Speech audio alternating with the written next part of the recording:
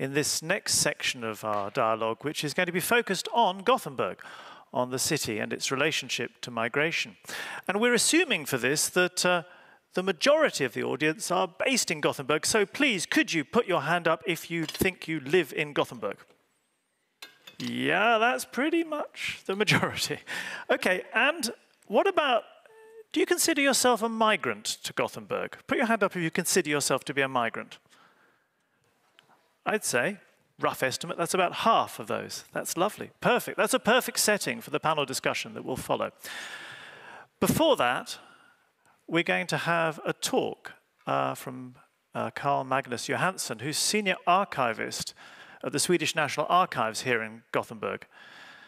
And he's going to introduce us to the history of Gothenburg and migration, both as a center, of course, for emigration from Sweden. Amy Pope's forebears, perhaps, left from Gothenburg, and a center of migration to Sweden. So please welcome Karl-Magnus Johansson.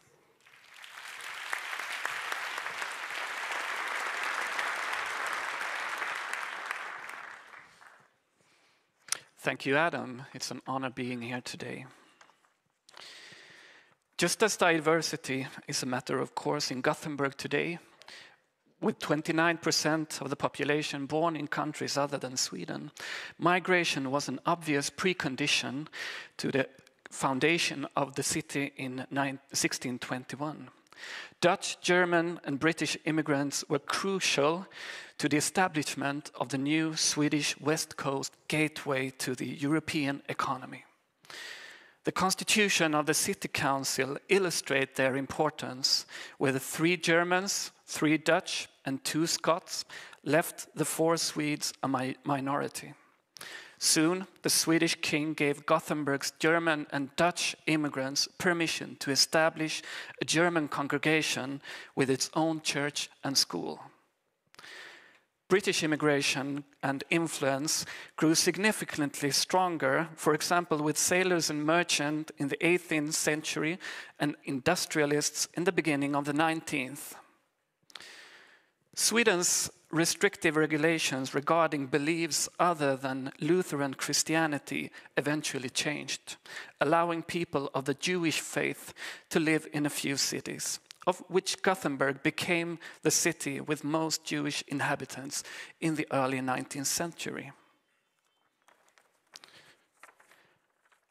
Last Sunday, I met 3 American relatives of mine on Zoom.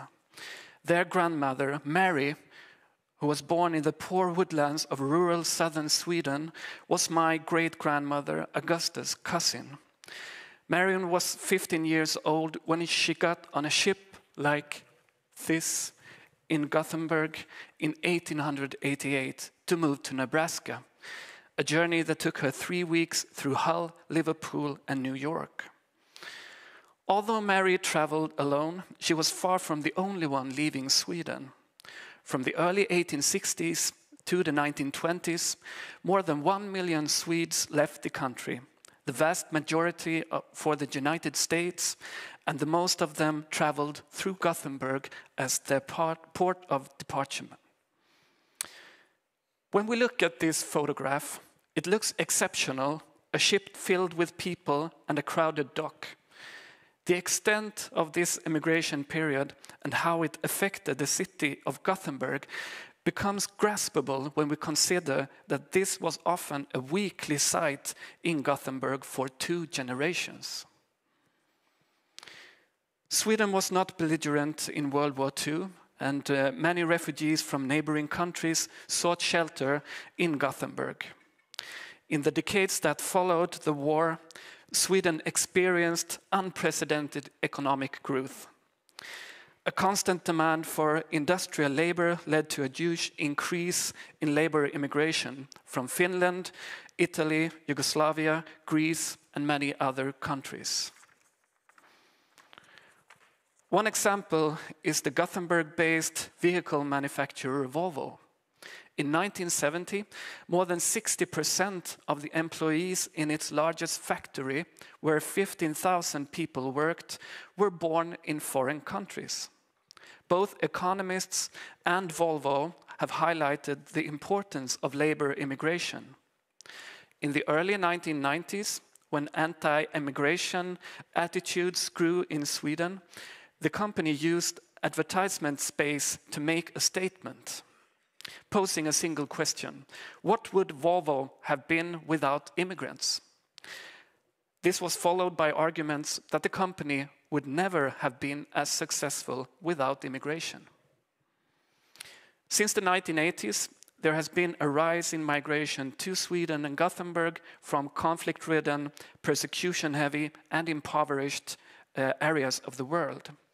The phenomenon reached its peak in the second decade of the new millennium, with many migrants coming from the Middle East, South Asia, and Africa. The examples I have highlighted show that the history of Gothenburg is tightly linked to the history of migration. However, it would be an oversimplification to equate the mentioned groups and events. Instead, we must consider differences in contexts, regulations, and resources, and recognize that discrimination, racism, surveillance, and segregation also are part of this history. This short talk could never represent and give justice to all the people migrating to or from Gothenburg. Still, in the archives, we find the traces of migrants of past times, of unique events and individuals that nuance the grand narratives. With those traces, we can today, although from different experiences, different generations, different geographies, find and value a shared history of migration. Thank you.